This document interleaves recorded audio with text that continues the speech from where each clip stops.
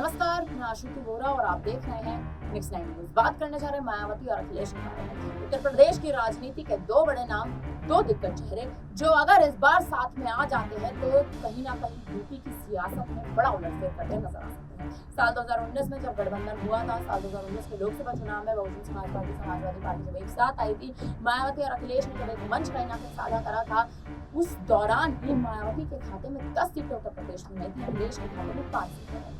लेकिन इस बार 2024 के लोकसभा चुनाव में पूरा समीकरण यूपी का बदल चुका है। उत्तर प्रदेश में मायावती और अखिलेश का गठबंधन नहीं हुआ, जिसके चलते इस बार मायावती को यूपी में करारी हार का सामना करना पड़ा है। 80 की 80 सीटों पर मायावती ने अपने प्रत्याशी तो जरूर उतारे, लेकिन एक भी सीट पर उनका प्रत्याशी नहीं जीत पाया। इसका साफ तौर पर कारण यही था क्योंकि मायावती ने अकेला चलो की राह पर कहीं ना कहीं चलने का निर्णय किया। वो अकेला चलो की राह मायावती पर पूरी तरह से भारी पड़ने नजर आई।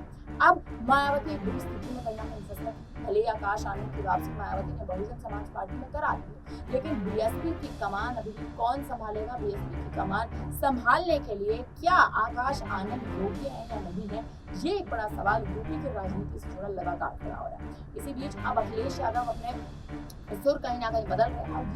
यूं कहें कि मायावती के सुर कहीं ना कहीं अखिलेश यादव के लिए बदलते जा रहे हैं। कारण ये भी नजर आ रहा है क्योंकि मायावती अब इस बुरी हार के बाद अखिलेश यादव के साथ गठबंधन कर सकती हैं या गठबंधन करने के लिए लगातार उनके प्रयास जो है वो जारी है। क्योंकि अब उपचुनाव में 10 सीटों पर जो उपचुनाव होने जा रहे हैं उत्तर प्रदेश में, इन 10 सीटों पर अगर मायावती और अखिलेश यादव एक साथ आते हैं तो आखिर इन 10 सीटों पर उपचुनाव की जो स्थिति बनी है, आखिर इन सीटों का समीकरण कैसे बदलेगा, ये कहीं ना कहीं देखने लायक बात है। मैं आपको बता दें कि हाल ही में मायावती आजाद के पक्ष में थी। आजाद के साथ चंद्रशेखर आजाद, जिन्होंने इस बार नगीना सीट से 1.5 लाख वोटों के अंतर से जीत दर्ज की, उसी चंद्रशेखर आजाद के साथ इस बार मायावती कहीं ना कहीं गठबंधन करना चाहती थी। लेकिन चंद्रशेखर आजाद ने अपने बयानों में साफ स्पष्ट कर दिया कि इस बार वो किसी भी पार्टी के साथ, किसी भी नेता राजनेता के साथ गठबंधन नहीं करना चाहते हैं।